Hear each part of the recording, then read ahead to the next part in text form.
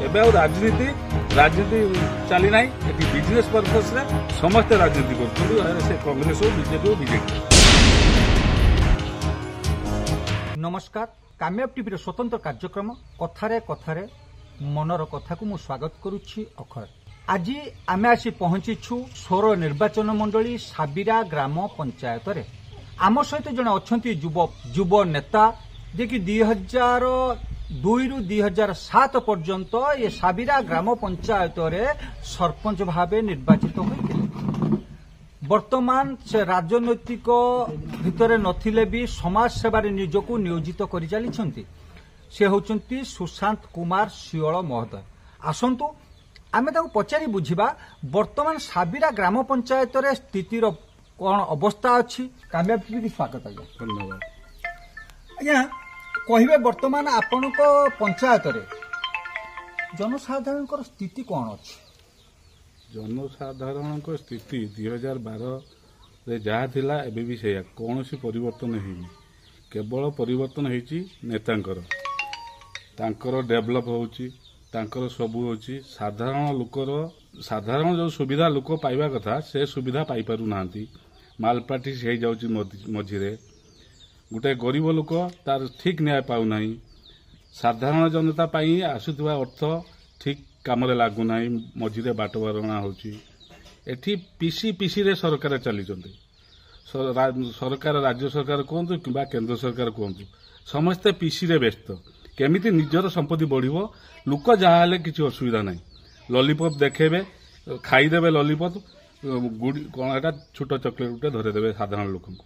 आज्ञा जो राज्य सरकार कहतु केंद्र सरकार कहतु विभिन्न प्रकार योजना तैयारी कर राज्य सरकार 5T योजना करी ता भितर सब प्रकार योजना को लिपिबद्ध रखी साधारण लोकों डेभलप योजना कले। विशेषकर आप देखो एजुकेशन डिपार्टमेंट रे आप 5T स्कूल नवीकरण करवा कंस्ट्रक्शन रोड करवा विभिन्न प्रकार कर कौन आप अनुभव कर हो नहीं? स्कूल कले हम ना स्कूल सहित टीचर भी दरकार।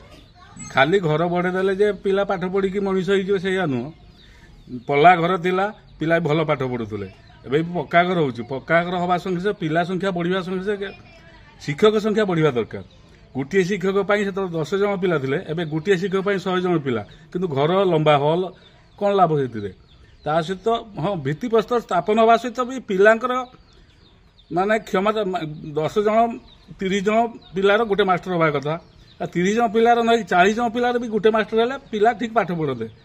भित्तिप्रस्तर हो गले कौन हम पिलांकर वृद्धि पाइब केमती शिक्षागत योग्यता सफिशिएंट टीचर दरकार। टीचर नियुक्ति ना नियुक्ति बहुत कम माने पिला तुलन में शिक्षक बहुत कम पाठ कौट पढ़ा तो रेकर्ड मेन्टेनान्स करू गोटे टीचर चली जाऊँगी मसे से पीरियड कर नब। स्वास्थ्य स्थिति कौन अच्छी जोटा कि आम मेडिकल लाइन कहवा जनसाधारण जो आवश्यकता अच्छी स्वास्थ्य ही जीवन से बाबद आप कौन कह? स्वास्थ्य माने भारत में ओडिशा रे टिके भल अच्छी स्वास्थ्य स्थिति कहीं कहवा जो कार्ड फाड़ हो जाए राज्य सरकार कार्ड ये गरीब लोक न्याय पाँच असुविधा फुलफिल होसुविधा ना कि से असुविधा यही डॉक्टर नर्स हूँ डॉक्टर पिओन हूँ डॉक्टर से तो गोटे जिनिस जो केंद्र सरकार राज्य सरकार जड़ित भाव में जो रेशन कार्ड कर प्रधानमंत्री आवास आसुची बिजु पक्का घर आसुची विभिन्न प्रकार योजना आवास कराऊँच बास कराऊँच। आप जेहेतु साबिरा ग्राम पंचायत SC ST बहुल ग्राम पंचायत ए कौन अनुभव कर समस्त फुलफिल अच्छा ना कि बकाया जिनस रही? भाई बढ़िया कथा पचारे। यही 2 दिन तले आम विकास रथ आसाला मुझे मुझे बाहर जा पहुँचला पंचायत ऑफिस आगे विकास रथ अच्छी भोटर संख्या जी अधिक लोग से जापार कौटू आसिले किए आसी कार पाइखाना है ना कार इंदिरा आवास पाई ना कार रेशन कार्ड है ना एमती प्रोब्लेम। तेणु विकास तो आसूची सरकार कहूँ विकास हो प्रकृत में जो सरकारी ऑफिसर टी गाँव में बुलिले से जापारता गाँव में एक्चुअल केते विकास विकास हो 100टा घर आसिला पंचायत को ता भितर दलीय भित्तिक भाग बंटन हो। तेणु गरीब लोक पाइब कौटी भाई से पाइब कौन मांस खंडे मदटे इलेक्शन टाइम बास से तार सफिशिएंट तार भोट बिक्री आउ किछि नहीं। एबे राजनीति राजनीति चली ना ये बिजनेस पर्पस रे समस्त राजनीति कर कांग्रेस हो बीजेपी हो बीजेडी हो। ମାନେ ଏତେ ବ୍ୟୟବହୁଳ ରାଜନୀତି ହେଇଗଲାଣି ଅଟୋମେଟିକାଲି ଯେ ଜିତିବ ଆଗେ ତା ପେଟକୁ ପୁରେଇବ ତାପରେ ଅଲଗା ଲୋକ କଥା ଚିନ୍ତା କରିବ ଆଗେ ନିଜ ପେଟ ନିଜ କଥା ଆଗେ ଚିନ୍ତା କରିବ ତାପରେ ପର କଥା ଚିନ୍ତା କରିବ ଆଗରୁ ଥିଲା ରାଜନୀତି କଣ ମୋ ଜୀବନ ପଛେ ନର୍କ ପଡିଥାଉ ଜଗତ ଉଦ୍ଧାର ହେଉ ପର ଜୀବନ ପଛେ ନର୍କ ପଡିଥାଉ ମୋ ପକେଟ ଗରମ ହେଉ ଏଇଆ ହେଲା ରାଜନୀତି ଜନସାଧାରଣକୁ ଯୋଉ ଜଳ ବିଭାଗ ଯୋଜନାଟି ଆସିଛି ଲୋକମାନେ କେମିତି ସୁବିଧାରେ ପାଣି ମଧ୍ୟ ପାଇବେ ପିଇବେ ବଞ୍ଚିବେ ଏଇଟା ଆପଣଙ୍କ ପଞ୍ଚାୟତରେ କଣ ଅନୁଭବ କରୁଛନ୍ତି ଠିକ ଠାକ ଅଛି ନା ନିମ୍ନମାନର କାମ ଆପଣ ବି ଆସିଲେ ଦେଖିଥିବେ କୋଉଠି କମ୍ପ୍ଲିଟ୍ ହେଇନାହିଁ ଆଜିକା ଡେଟ୍ରେ ମୁଁ ଭାବୁଛି ମାନେ ଓଡ଼ିଶାର ବାଲେଶ୍ୱର ଜିଲ୍ଲା ଆଗରୁ 1 ନମ୍ବରରେ ଥିଲା 16 ବ୍ଲକ ସବୁ କାମରେ ଆମର ଯେତେବେଳେ ଏମ୍ଏଲ୍ଏ ମହୋଦୟ କାର୍ତ୍ତିକ ମହାତ ଥିଲେ ସ୍ୱର୍ଗତ ସେ ଆମର ଗୁରୁ ସେତେବେଳେ ଥିଲେ ଆମେ ଜାଣିଛୁ ଆମେ ବିରୋଧୀ ଦଳରେ ଥିଲୁ ସେତେବେଳେ water supply water and sanitation ସାବିରା 16 ବ୍ଲକର 1 ନମ୍ବରରେ ଥିଲା ଯୋକି ସାବିରା ଏଣ୍ଟାୟାର ପଞ୍ଚାୟତକୁ ମୁଁ ନେଇଥିଲି ୱାଟର ଆଣ୍ଡ ସାନିଟେସନରେ ଏବେ ବି ଦେଖିବେ ଯାଇକି ଦାନପଳସା କମ୍ପ୍ଲିଟ୍ ହେଇଥିଲା 40 ମାଡ଼ କମ୍ପ୍ଲିଟ୍ ହେଇଥିଲା